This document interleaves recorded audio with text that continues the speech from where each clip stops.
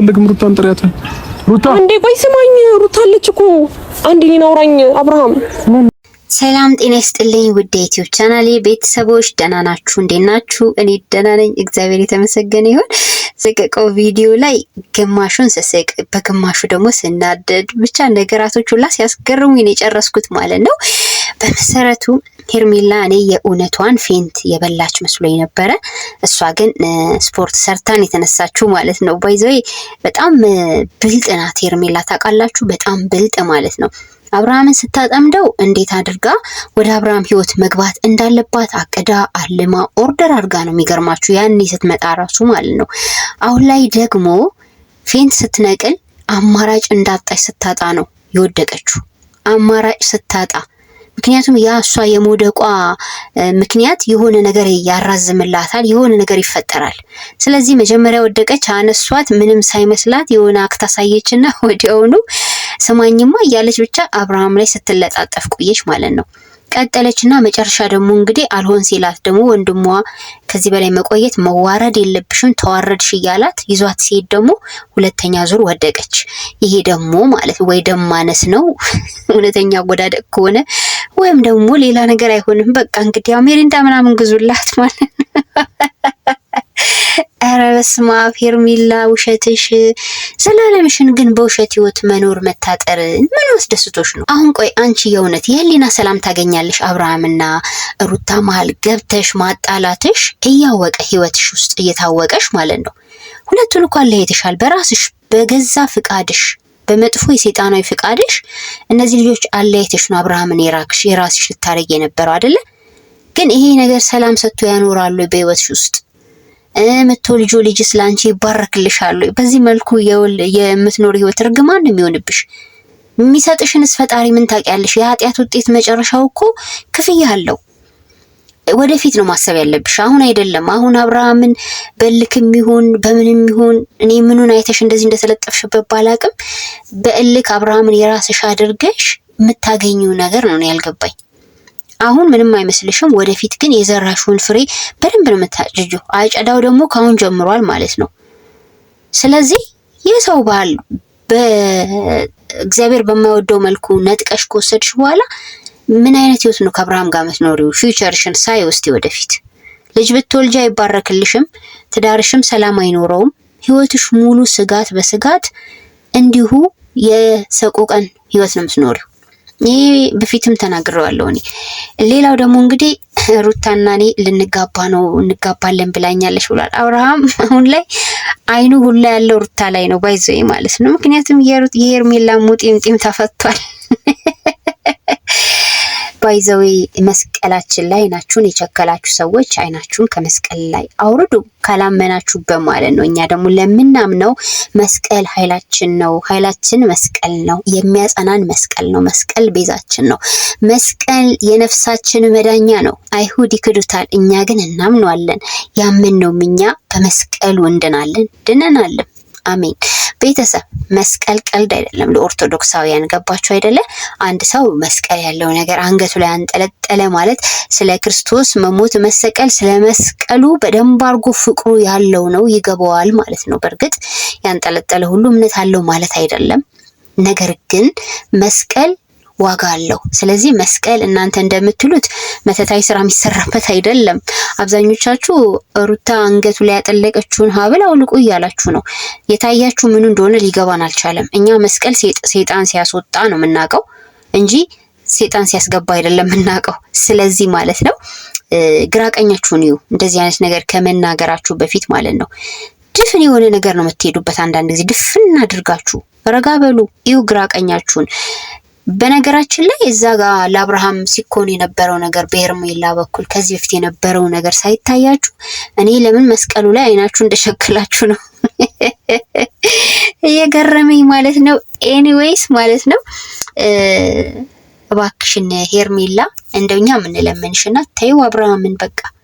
እንዲያውም ትክክለኛው እኮ አብርሃም ይሄ ነው ቤተሰብ አይደለ? እስቲ እንደው አስቡት አንድ ወቅት ላይ ከሩታ ጋር በጣም ፍቅር የነበረው ሰላም የነበረው ልጅ ሩታን የሚወዳት ሩታን የሚያከብራት ሁሉ ነገሩ ህይወቱ ደስተኛ የነበረው አብርሃም ነው አሁን ላይ ያየን ያለ ነው። ይሄ አንዳንድ ነገሮች ናቸው ብዥታ የሚፈጥሩ ስትወድቅ ገርሞት የሚያያት ነገር ምናምን። ለምንድን ነው ቤቷ ገብታ ማትተኛው አላለም አብርሽዬ? ይሄ ነገር ያው በፊትም ነግሬያችኋለሁ ማለት ነው። ተንኮል የሚሰሩ ሰዎች አሉ፣ እግዚአብሔር ያርክስባቸው። ተንኮል የሚሰሩ ሰዎችን እኛ አንደግፍም፣ ግን ደግሞ አብርሃም መሆን ያለበት ባህሪ ይሄ ነው። በቃ ሩታና ሩታ ትክክለኛው የትዳሩ መንስኤ የቤቱ ወሳኝ በቃ ህይወቱ የነበረችዋ ማነች? ሩታ ነበረች። ገባችሁ? ስለዚህ ይሄ ልጅ ማለት ነው ከሄርሜላ ጋር በነበረ ሰዓት ሁሉ ደንዝዞ ነበር ማለት ነው። ሄርሜላ የሆነ ነገር አርጋበት ነበር ማለት ነው። እናንተ እንደምትሉት አሁን ሩታ ላይ አይደል እያላችሁ ያላችሁት። ስለዚህ እኛ ደግሞ የተሆነ የቋጠሮ ስለተፈታ የሩታ ህይወት፣ የሩታ ትዳር፣ የሩታ ከሱ ጋር የመሆኗ ሚስጥር ለሱ አሁን አስፈላጊው ነገር ነው። ስቲል እኮ ሄርሜላ ስትይዘው ሁላ 10 ጊዜ ነው እጇን ከላው ላይ የሚያወልቀው። እና ደግሞ ጥሩ እንደሰራ ሰው የምትናገሪው ነገር ነው ግራ ይገባኝ ሄርሜላ። የትኛው ጥሩነትሽ ነው? አንቺ መስዋዕትነት ከፍዬልክ እንደዛ ሲመነጫጭቁ ምን ሲሉ መጥተው ባንቺ የተነሳ እኮ ነው አብርሃምና ሩታ እንደዛ አይነት ደረጃ የደረሱት። አንቺ ሁሌ አስተዋሽ ትፈልጊያለሽ እንዴ? በነገራችን ላይ ትደጋግሚያለሽ። እንዳየሽ ከሆነ 10 ጊዜ ቆይ ላናግረው ትያለሽ። 2 ጊዜ ጥለውልሽ ሄዱ እንድታናግሪው። አብርሃም በግልጽ ተናገረ። እዛ ጋር አጠገቡ ሰው የለም። አይታችሁ ከሆነ ምን እንዳለ ሰማችሁ አይደል? በቃ እኔ ሩታ ምን አነሳት? ምን ጎደላት? ከዚህ በላይ ንግግር አለ እንዴ? ምን አነሳት ሩታ አላት እኮ። ምን ልትል ፈልጋ ነበር? እሷ ምንድን የፈለገችው? ስለዚህ እኔ ሩታን ነው የምፈልገው፣ ትዳሬን፣ ህይወቴን ነው የምፈልገው፣ ልጄን ነው የምፈልገው። እርቦኛል እባክሽ ሂጂ ልብላበት ተይኝ ላይ ያላት ነው። ሄርሜላ የምትባል ሴት ከዚህ በፊት መዝገብ ውስጥ ሁላ ተጽፋ ያለች አይመስለኝም፣ በአብርሃም መዝገብ ውስጥ። ወይኔ ቅሌት! ሰው ትዳር ላይ ገብታችሁ የሰው ባል የምትነጥቁ ሰዎች እንደዚሁ ማለት ነው ሌባና ፖሊስ እንደተጫወታችሁ ነው የምንኖሩትና የጥና ድመት እንደሆናችሁ ማለት ነው። ይሄን እንዳረሱ እሺ። ስለዚህ ያው ተጠንቀቁ፣ የሰው ነገር ጋር አትድረሱ። ባይዘይ የሰው ነገር እፉ ነው እና ማለት ነው። እኔ ብዙ ነገሯ እናዳኛለች። ለምሳሌ አብርሃም ላይ ሄዳ የምትለጣጠፈው በፊትም በሴትነት አይነት ደስ በማይል ሙድ ነው አብርሃም ስትቀርብ የኖረችው። ካስታወሳችሁ በራቁትነት ላው ላይ በመለጠፍ በመነካካት። ይሄ የሄርሜላ ዋን እኔ እጇ ላይ ሆነ ያስደገመችው አላውቅም። በቃ ተች ነው ስራዋ ሁሉ ይሄ ነው። ምንም ከዚህ ሌላ ሙያ የላትም ልጅቷ። 10 መሳም ነው 10 ማቀፍ ነው። እስቲ ቀፈኝ ትለዋለች ሁላ። ለወንድሟ እንኳን ማለት ነው አጠገቧ ቆሞ ለሱ እንኳን ሪስፔክት የላትም። በቃ መረን የለቀቀች ሴት ናት። የምሬ ነው ሄርሜላ መረን፣ በቃ መረን የለቀቀች ክብር የሌላት ለራሷ ቤተሰቦቿ ክብር የሌላት ሴት ናት። እኔ እንደዛ ነው መገምታትና በቃ በግልጽ ተይኝ አላት። ይፍዘዝም ይደንዝዝም እሷ አያገባትም። ተይኝ ካላት እኮ ይሄ ልጅ ወደ ቀልቡ ተመልሷል ማለት ነው።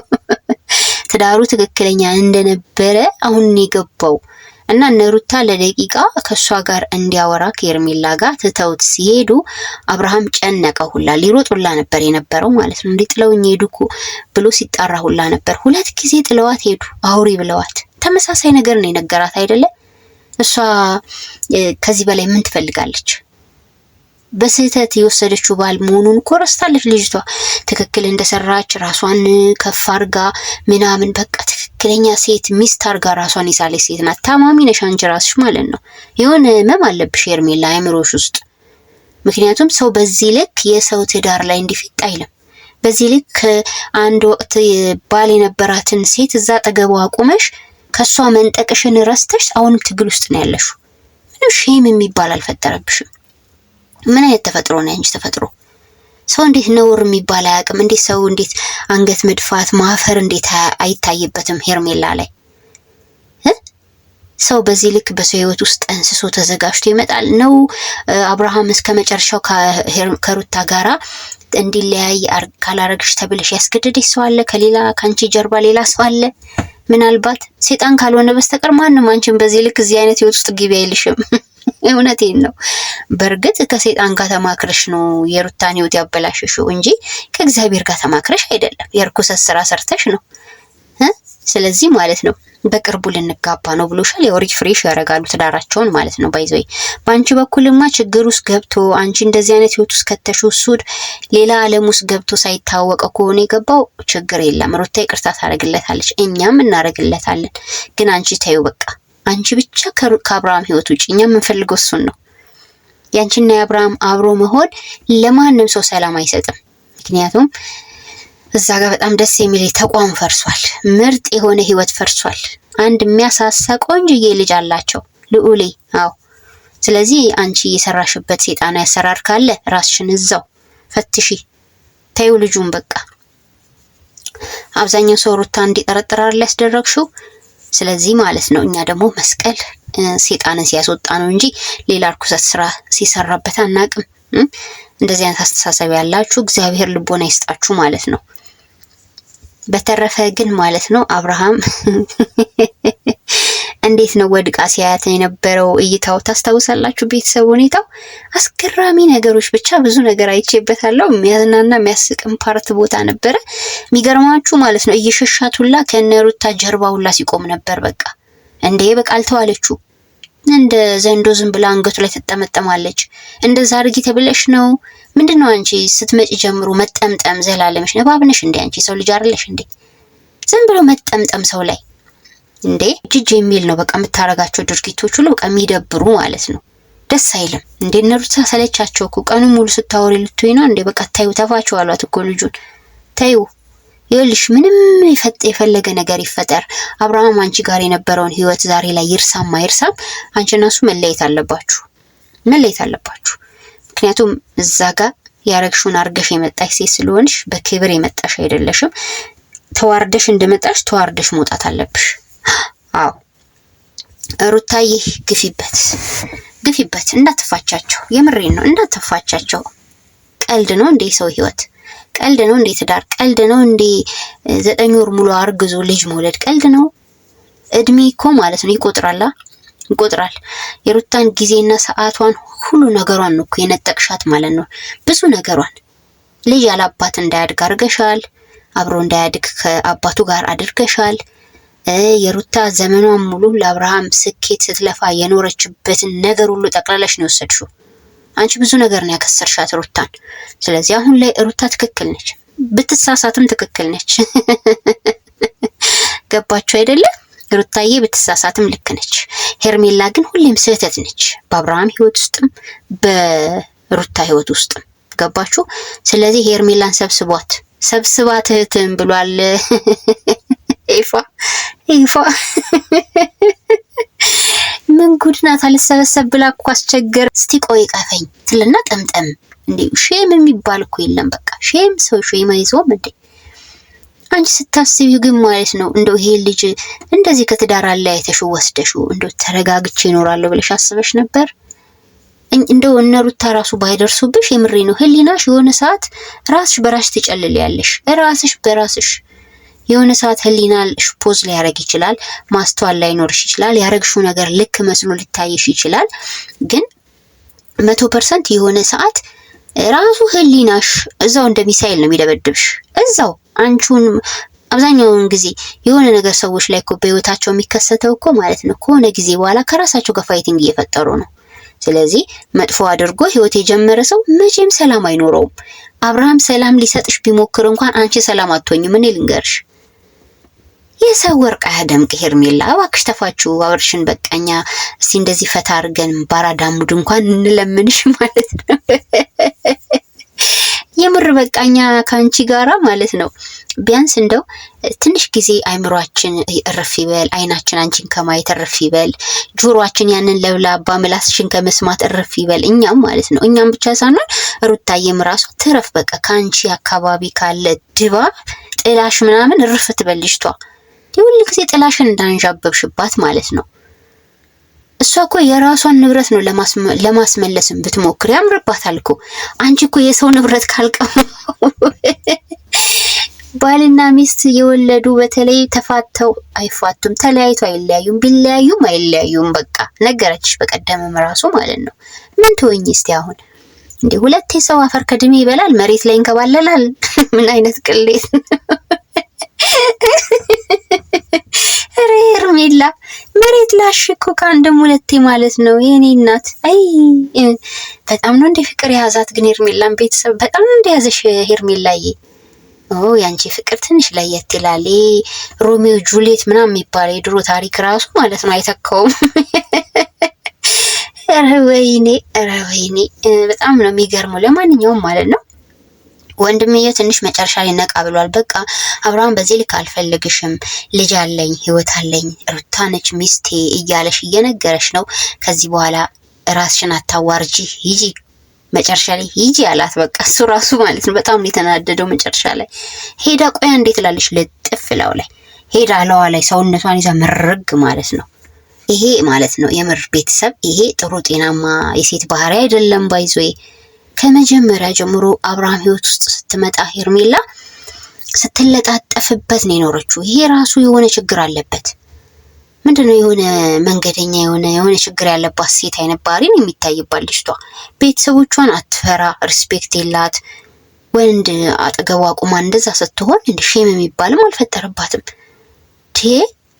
ምን አይነት አስተዳደግ ነው ግን ሄርሜላ ያደገችው? ለማንኛውም የሰው ወርቅ አያደምቅ። በድጋሚ ሄርሜላ ዞሮ መዝጊያ ጭራሮ ልጆቹ ልጅ ያፈሩ ደግሞ አላጣጣሙም እኮ ትዳራቸውን። አንቺ እንደ እርጎ ዝንብ ጥልቅ አልሽባቸው፣ ይኸው በጠበጥሻቸው። እርጎ ውስጥ ዝንብ ከገባ መቼስ ማንም ሰው አይጠጣውማ። በቃ አንቺ ነሽ እኮ አሁን የጠላት ምቀኛ ባይዘይ ማለት ነው። ሩታና አብርሽ ጸሎት እስቲ ጀምሩ፣ ጸሎት አድርጎ ወደ እግዚአብሔር። የምሬን ነው። የተበላሸ ነገር እኮ ይስተካከላል በእግዚአብሔር ፍቃድ ማለት ነው። ጸበልሙ ሰጂው ሩታዬ አብርሽን ማለት ነው። ጸበላው መድኃኒቱ እሱ ነው። ምናልባት ሄርሜላ ጋር ያለ ችግር ካለ፣ ምክንያቱም አስባ ጠንስሳ ነው አብርሃምን ከሩታ ያለያየችው። ስለዚህ ሄርሜላ ጋር ነው አሁንም ቢሆን የሚታየን ችግሩ ያለው ሄርሜላ ጋር ነው። እንግዲህ እየተፈታ መጥቷል መሰለኝና አሁን ላይ ሲነቃ አብርሃም እንዴ ምን ሆኜ ነው እቺ ሴት ምን ሆና ነው እንደዚህ ሙጥኝ የምትልብኝ? ህይወቴ እኮ ሩታ ነች፣ ትዳሬ እኮ ሩታ ነች፣ ምን አነሳቱላ ብሏል አብርሽ። ዛሬ አፌ ቆረጥል ለዛሬ አፌ ቆረጥል አብርሽ። ምን አነሳት አለ እኮ ሩታ፣ ምን አነሳት እንዴ? ምን ያንሳታል? ወርቅ፣ የሚዲያ ድምቀት፣ የስንቶች ህይወትን ማደግ መበልጸግ፣ ትልቅ ደረጃ መድረስ ምክንያት እኮ ነች ሩታ። ሁለታችሁም ናችሁ። በእርግጥ ግን ደግሞ ያንስባታል። ይሄ አንተ የምትለው ቃል ለሩታ ያንስባታል። አዎ መነሻችሁን አትርሱ። አንዳንዶችዬ ሩታ ነች እዚህ ያደረሰቻችሁ። ሁላችሁንም ሩታ እያላችሁ ነው፣ አትርሱ። መልካምነቷን አንድ ወቅት ባሰርጣታችሁ የፈረማችሁ ሰዎች ዛሬ ከሄርሜላ ጋር ቆማችሁ ሩታ ላይ እየጠቆማችሁ ነው። አቤቱ ከእንደዚህ አይነት ከዳተኛ ወገን ይሰውረን። መስቀል ላይ ትኩረት አድርጋችሁ ያልሆነ ወሬ የምታወሩ ሰዎች መስቀሉማ አብርሃምን አነቀው እኮ ከጠፋበት ከጨለመበት ወደ ብርሃን አመጣው። አይገባችሁም እንዴ እናንተ? እኛ ተርጉምላችሁ ወይስ ምንድነው የምትፈልጉት? በቃ ደስ ብሎኝ ወፍ ለቀቀችሁ፣ ሙጫዋ ተላቀቀችሁ ከአብርሃም ላይ ብዬ ደስ ብሎኝ መጨረሻ አካባቢ ላይ እሱም ሸሽቶ ከነሩታ ጀርባ ቆሞ ሳለ እዛ ጋር ሄደችና ደግሞ ማለት ነው እጅ አልሰጥም ማለች። ድጋሚ ጢብ አለች፣ ወደቀች ማለት ነው። የውሸት ፌንት ነው። እሺ ሄርሜላ ራሷን ሳተች ብላችሁ ደግሞ የእውነት እንዳይመስላችሁ። የመጀመሪያውን ፌንት የውሸት ነው፣ ሁለተኛውም የውሸት። እቺ እሷ ስትራቴጂ ነው። ሄርሜላ እኮ ቀይ ሰይጣን ነች ቤተሰብ፣ ድብን ያለሽ ቀይ ሰይጣን ማለት ነው። ወይ እነ ሩታ ላይ ላከባቸው እኮ መንፈስ ከባድ ነው። እውነቴን ነው። በቀይ ሴት የተመሰለች ሰይጣን ሴት እስቲ ትዳራቸው እንደዚህ ስታምሰው ለአመታት ያተሙ ልጆችን ወልዳለን አላልከኝም ያላለችም አስብለሽ ሆኖ እሱማ ሌላ ዓለም ውስጥ ነበረኮ። እዛ ጋር ገና የሩታን ፍቅር ሳይጠግብ ገና ጎጆ ከመሰረተ አመት ምናምን ያልሞላው ልጅ በአንድ ጊዜ እስቲ አስቡት። እንዲህ አይነት ትዳር እኮ ነው ያቺም ሰምቼም አላውቅም። ደስተኛ እኮ ነበሩ፣ ሰላማዊ እኮ ነበሩ እነዚህ ልጆች። አንዳንድ ጥቃቅን ነገር ነበረ አብርሃም ህይወት ውስጥ። እዛ ጋር ግን እና ቤላ አሁንማ ድምጻቸውን አጠፉ እኮ፣ ያውቃሉ አይሰሩትን። በነገራችን ላይ አብርሃም ህይወቱን ከዚህ ሰዓት ድረስ እንዲታመስ የሆነው ጓደኞቹ ጋር ራሱ ማለት ነው እንደዚህ አይነት ችግር እንዲፈጠርበት ያደረጉት ነገር አለ። እነዛ እና አቤል የሚባሉ ሰዎች ቀላሎች አይደሉም። ብዙ ነገር እኮ ነው የፈጠሩት። አሉን ብሏቸው መጨረሻ የሄርሜላ ሰመረላቸው። እሱም ደግሞ ጥናት ተደርጎበት ማለት ነው። እና ሄርሜላ ልንልሽ የምንፈልገው እኛ ነቅተንብሻል። አንቺ አስመሳይ ሴት ነሽ። በዛ ላይ ደግሞ ትዳር የበተንሽ ሴት ነሽ። ትዳር ሌባ። አዎ የትዳር ሌባ ታውቃላችሁ? ትዳር ሌባ ማለት ሩታና አብርሃም ባለ ትዳር በነበሩበት ሰዓት በእነሱ መሀል እንደ ሌባ ሆና ገብታ የአብርሃምን ትዳር ሰርቃለች። ቤተሰብ ሰላማችሁ ይብዛልኝ። ሀሳባችሁ እንደተለመደው በጨዋነት በኮሜንት ማስቀመጥ ትችላላችሁ። እኛም ከሄርሜላ ጋር እንፋታትም እናያለን። እድሜና ጤና ይስጠና። እንፋታትም። መቼም ቢሆን ትዳሩን የሰረቀችን ሴት መቼም ቢሆን አንፋታትም፣ አንደግፋትም። አዎ ሩታዬ ግፊበት፣ ኤፋ ገፉበት። ሰላማችሁ ይብዛ ቤተሰብ።